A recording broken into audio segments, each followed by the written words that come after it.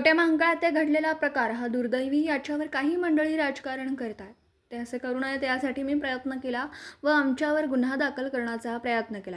आम्हीही आमच्या पद्धतीने योग्य ती कारवाई करण्यास आम्ही प्रयत्न करणार आहोत, असे माजी खासदार संजय काका पाटील यांनी बोलले।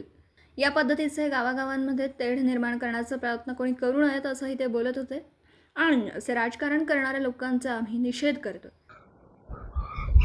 नगरपालिकेच्या निवडणुकीच्या निमित्तानं काल सायंकाळी म्हणजे संध्याकाळी माझ्या पीए जो आहे खंडू होवाळे म्हणून, त्या पीएला या दोघा तिघांनी थांबवून काल रात्री मारहाण केली।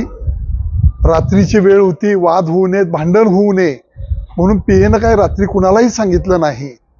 सकाळी लवकर माझ्याकडे तो आला आणि मला रात्री मारहाण केलेली आहे। आयाज आणि त्याच्याबरोबर 2 जण होते, त्यामध्ये त्यांनी ते बाळासाहेब पाटलांचं एक नाव घेतलेलं आहे आणि पिंटू कोळेकर अशी 3 थांबल्यामुळं ह्याला थांबवलं आणि तिथं मारहाण केली। सकाळी मी विचारायला गेलो, त्यावेळेला सुद्धा अतिशय अर्वाच्यपणानं मी त्याच्या घरी गेलो। माझ्या पीएपर्यंत मारहाण करण्याची मजल जर यांची होत असेल तरी गोष्ट चांगली नाही।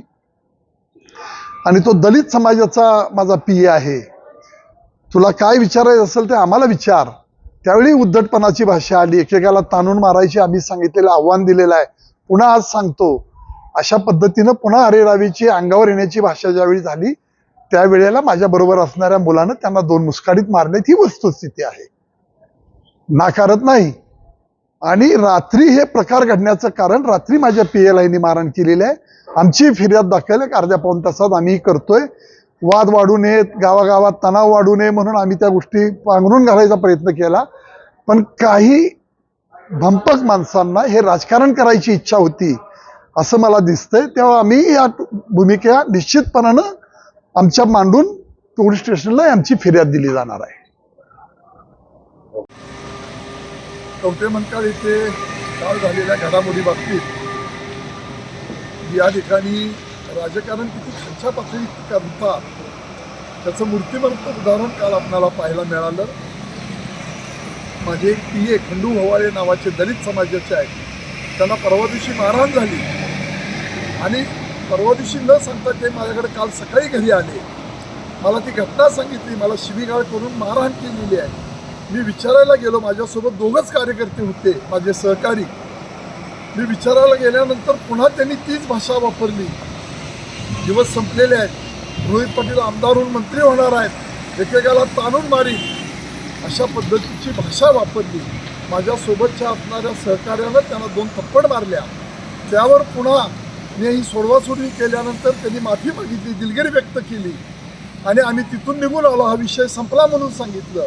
पण रोहित पाटलांना राजकारण घाणेरड्या पातळीवर न्यायचं असल्यामुळं जाती समाजात गटातटात राजकारण करून आपल्याला मतं घ्यायचे, ही भूमिका या निमित्तानं दिसून आली।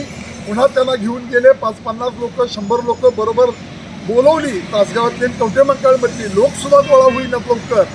आणि मग एवढ्या थोडक्या लोकांना घेऊन ते पोलीस स्टेशनवर गेले। माझ्यावर गुन्हा नोंद करा, चोरीचा आरोप घाला, दंडनीची या ठिकाणी केस घाला, अशा अनेक बाबी करण्याचा प्रयत्न केला।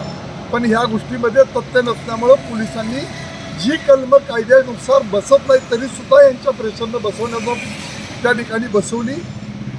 या घटनेचा निषेध करतो आणि या राजकारण खालच्या पातळी करणाऱ्या लोकांचा मी निषेध व्यक्त करतो, ही याविषयी झालेली माझी प्रतिक्रिया आहे।